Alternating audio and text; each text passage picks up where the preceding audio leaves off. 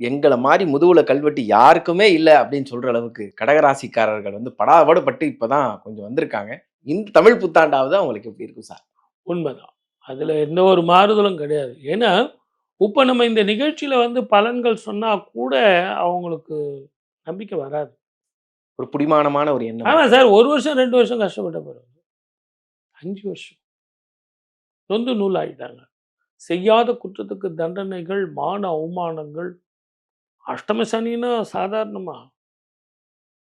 வருமானம் ஒரு பக்கம், வறுமை ஒரு பக்கம், இன்னொரு பக்கம் வியாதி ஒரு பக்கம். எவ்வளவு செலவு செய்வாங்க டாக்டர்கிட்ட கடன் வாங்கி எவ்வளோ செய்ய முடியும்? சரி ஏதோ போய் உழைச்சோம், நமக்கு மேலதிகாரிகளையாவது நமக்கு உதவியா இருப்பாங்கன்னா, அவனும் உபத்திரவம். உறவுலயும் பிரச்சனை. ஏதாவது கல்யாணம் பண்ணா வர்ற மனைவியாவது நமக்கு உதவியா இருக்கும்னா, அதுவும் கிடையாது. 12 வருடங்களுக்கு பிறகு இவங்க ராசியில வந்து குரு உச்சம் பெறப் போகிறார்.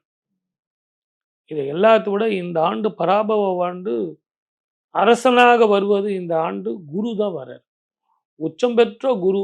குரு அரசனாக இருக்கிறார். அப்ப இவங்க வாழ்க்கை எப்படி இருக்கும்? முதல்ல வருமானங்கள் கூடும். நல்ல தொழில் அமையும்.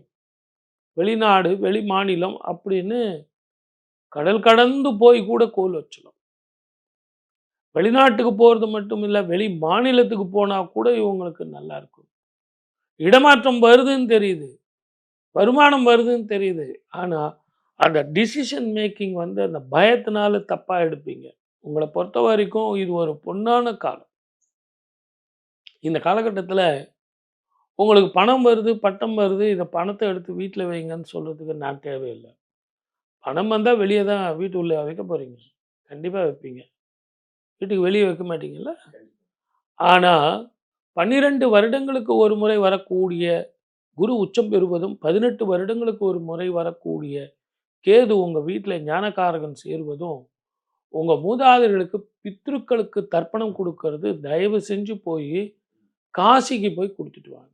எந்த தெய்வம் இவங்களுக்கான தெய்வம்? இவங்கள பொறுத்தவரைக்கும் சந்திரனை வழிபட்டால் திருநள்ளாறு அப்படிங்கிற ஸ்தலத்துக்கு போயிட்டு வந்தாலும், ஆலங்குடி அப்படிங்கிற குரு கோவிலுக்கு போயிட்டு வந்தாலும், அதிகமான சுப பலன்கள் கிடைக்கும்.